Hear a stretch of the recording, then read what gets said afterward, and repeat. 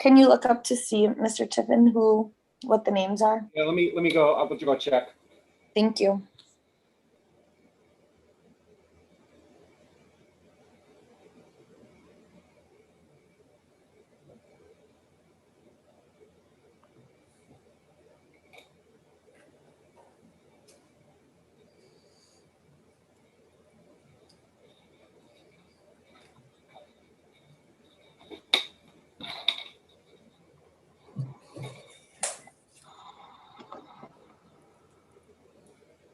Morning.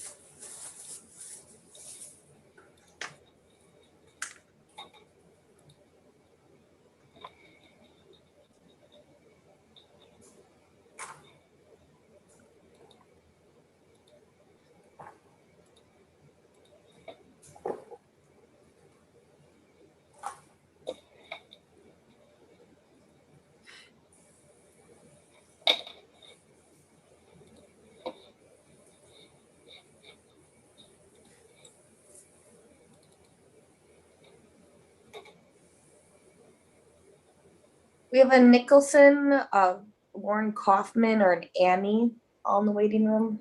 Yeah, bring them all in, Janelle, so we can just do this. Okay.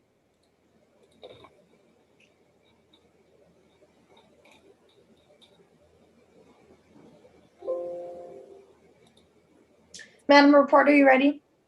I am ready. 20-CF4407, State of Wisconsin versus Cesar Fuentes, appearances. Paul Tiffin appearing for the state for Grant Hubner. Morning, Your Honor. Michael Hart on behalf of Mr. Fuentes. He and I each appear separately via Zoom. And Kimberly Motley appearing on behalf of Laura and Andre Nicholson, who are all appearing by Zoom. Good morning. Good morning. Morning. Because I had a couple of requests, this is also streaming. It's on YouTube. It's here for a final pretrial. The trial's in about 3 weeks, July 26th. Obviously, as the lawyers know or should know, I have probably 8 or 10 other cases scheduled that day, but I'll hear from both sides as to where we stand. I believe the state will be prepared. I know that Mr. Hart, on behalf of his client, filed a Miranda Goodchild motion. It was Mr. Hubner's opinion that the state could probably, let Mr. Hart respond to this, file with the court the recordings captured on video camera for the court to make a decision what can and what cannot come in. I know that there were some statements made after Mr. Fuentes invoked his right to an attorney. The state's just looking for a bright line rule or a bright line finding by the court of what can and cannot come in. And I think Mr. Hubner will provide that to the court. Mr. Hart. Yeah, I appreciate what Mr. Tiffin said. I also appreciate his role this morning in filling in for Mr. Hubner, but frankly, and with all due respect, I'm not really sure what that means exactly. I've had preliminary discussions with Mr. Hubner about his thoughts on the subject. The state's also filed a motion to introduce otherwise hearsay statements of Mr. Nicholson. There are a couple additional motions to extend deadlines, which I don't think have been yet heard. I've also, to be responsive to the court's initial question, I participated this week in a most frustrating experience with respect to having an out of custody defendant teed up for trial in a world of 10 or 12, as the court said, in custody, mostly speedy trials. And I wonder if, given the fact that these motions, without Mr. Hubner's attendance this morning, I wonder if it doesn't make more sense, given the court's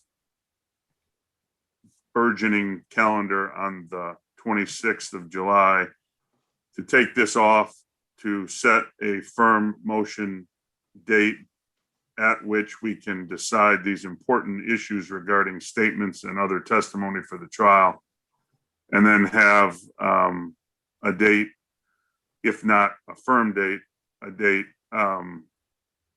into the not too distant future that maybe we can have a little more confidence that we're going to be the case to go. I know it's the world we live in, and I defer to the court on how it wants to handle it, but it at least based on the experience I had this week, it seems unlikely to me that we're probably with an out of custody defendant going to be the one on the 26th. Well, and it's difficult given that Mr. Huebner is picking a jury today. I'm shocked he's picking a jury on a Wednesday, but that's an entirely different story. I mean, if there are motions and things to be resolved, Mr. Huebner's not present today. The chances that all gets resolved in the next 3 or 4 weeks, and we're able to try an out of custody case, are very, very slim and none. That's just the reality that we're operating in. I've been doing trials since September. I've probably tried 8 or 9 cases, and one of them was out of custody. It was a 2018 or 2019 case that had been adjourned literally 8 or 10 times. So, Mr. Tiffin, my suggestion would be, before I take the trial date off today, we can set a hearing maybe at the end of next week. It can be by video again. It'll give the defense time to talk to Mr. Huebner. Maybe you can clarify some of the issues for me at the next Zoom hearing, and then we can discuss the trial date.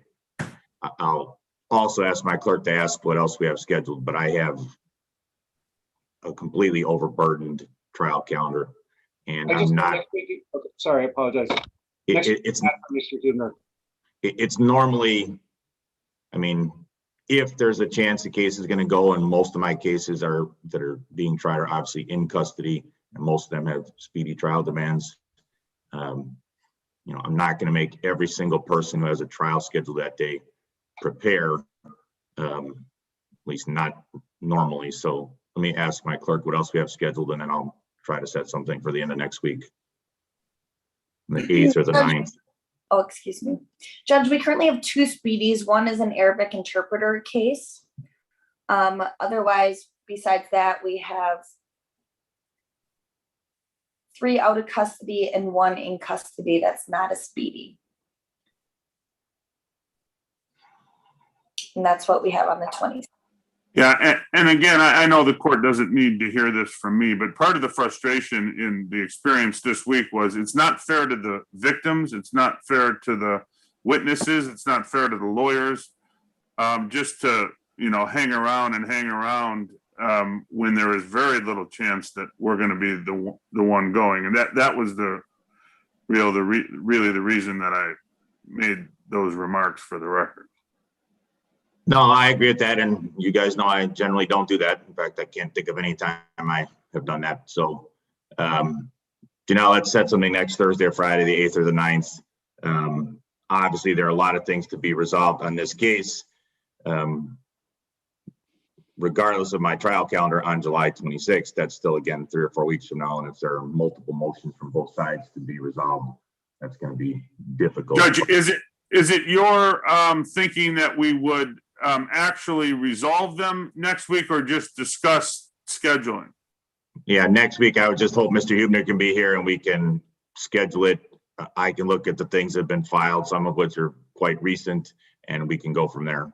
All right, I can be available on the morning of the 8th, first thing. I wouldn't be available for an all morning hearing, but to discuss, as the court's suggested, I'm available if that works for Mr. Huebner and the court. Well, Mr. Huebner's on vacation next week. I mean, I could appear and get more up to date. He just asked me to do this morning. So, but if you want him here, you'd probably have to put it off into early the following week. Yeah, if I'm hearing the court right, that we wouldn't actually have the hearing next week. We would just all be in a better position to talk about it. Sure. Right. And the following week, July 12th, I'm in trial, and I have That's the worst week I have on my calendar probably all summer. I have 3 speedies, including one that's from 2019. Okay, so So I'll hope here next week. I'll get more up to date on this. great. All right, Janelle, why don't you schedule accordingly? If next Thursday works for both of them, that's fine. We can do July 8th at either 9:15 or 11. 9:15, please, if that works. Does that work for you, Mr. Tiffin? It does. Ms. Motley, does that work for you? Yes, it does. Thank you.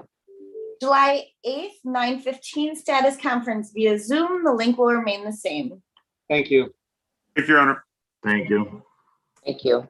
I would just add for the record, I reviewed the Justice Point report for Mr. Fuentes filed yesterday, and he's in compliance. I agree with that. Thank you. Thank you.